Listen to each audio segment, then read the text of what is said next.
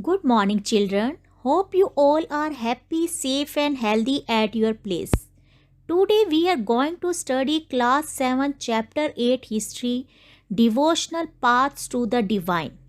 Children, as you may have seen people perform rituals of worship or singing bhajanas, kirtans, or qawwalis, or even repeating the name of God in silence.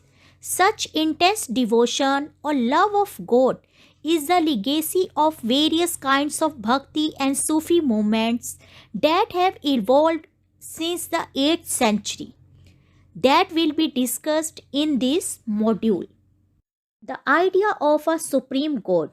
Before large kingdoms emerged, different groups of people worshipped their own gods and goddesses.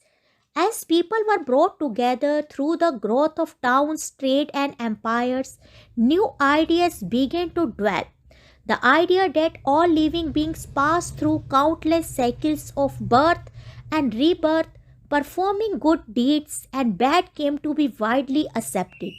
Similarly, the idea that all human beings are not equal even at birth gained ground during this period.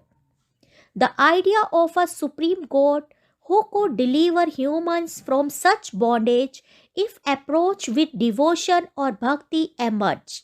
This idea advocated in the Bhagavad Gita.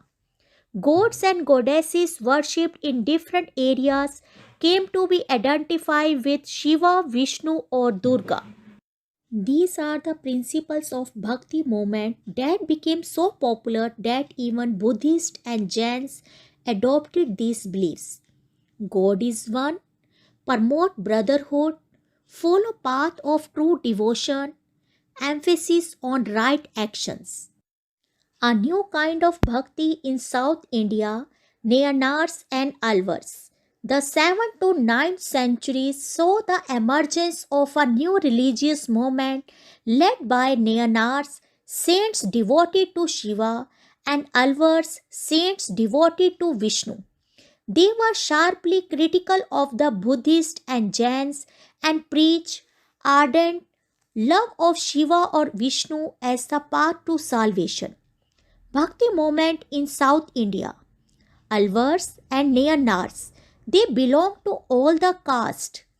They were influenced by Sangam literature. They believed in love and heroism. Let's understand about philosophy and bhakti. Shankara, one of the most influential philosophers of India, was born in Kerala in the 8th century. He was an advocate of Advaita or the doctrine of the oneness of the individual soul and the supreme God, which is the ultimate reality. He taught that Brahman, the only or ultimate reality, was formless. He considered the world around us to be an illusion or Maya. He preached renunciation of the world and adoption of the path of knowledge to understand the true nature of the Brahman and attain salvation. Ramanuja, born in Tamil Nadu in the 11th century, was deeply influenced by the Alvars.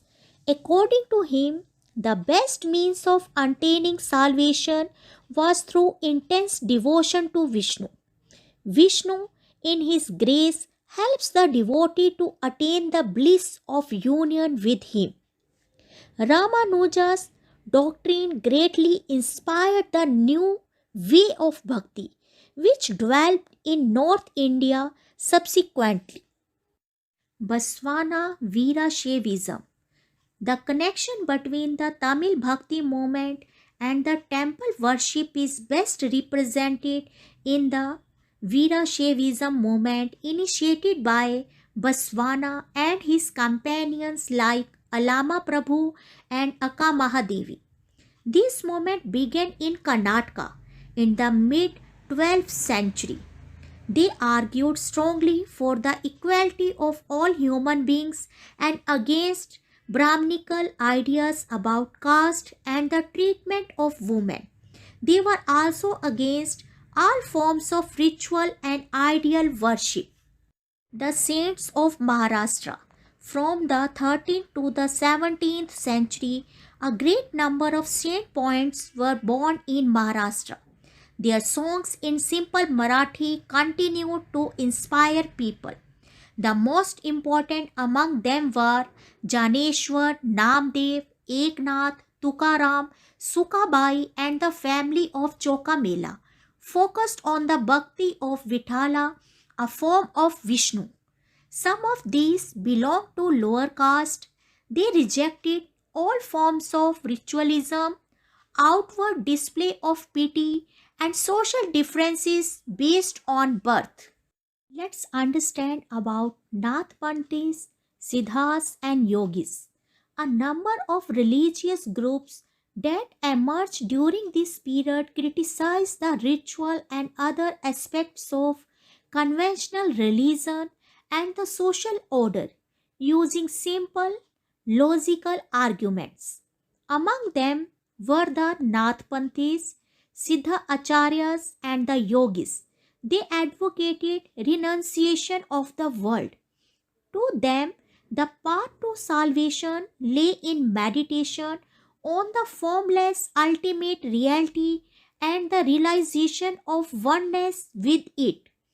To achieve this, they advocated intense training of the mind and body through meditation. These groups became particularly popular among low caste. That's all from first part of the PPT. Thank you students. Have a nice day.